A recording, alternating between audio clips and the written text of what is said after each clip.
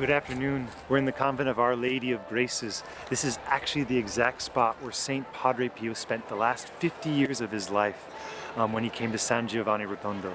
Now, as you can see behind me, there's a lot of preparations. This evening at midnight, we'll be celebrating the 101st anniversary of when Saint Padre Pio received the stigmata.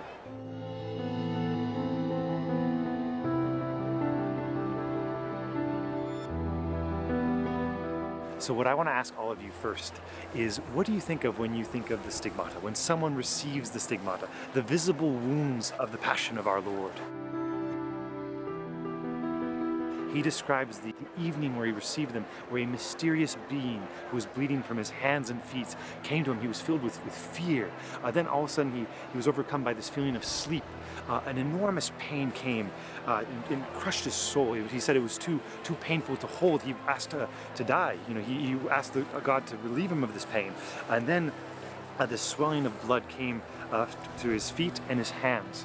This wound, this suffering caused him enormous suffering, both moral and physical, but it also caused him a lot of problems, in the real todays, because of conspiracy of people being, well, who is this mystic who is in the south of Italy, who so many people are coming to hear, to see, to be closer to God because they feel that they have some type of connection.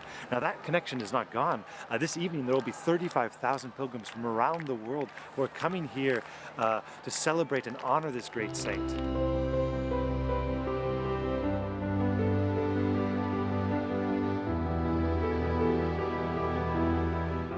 When he looked down, he was bleeding from his hands and his feet, and he did that for 50 years.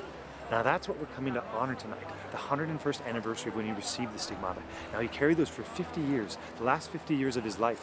And that visible manifestation is of the cross that you can see off in the distance there. That cross is what he carried with him during his time here on earth. So I would invite all of you to come, of course, to San Giovanni Rotondo to pay your respects, but also to watch this Mass that will be transmitting. You'll see the joy, the fervor, the celebration for his life, and also to think about the suffering that he did for the Church, that we all are called to do for the Church. So I'll leave it at that. Good night and God bless.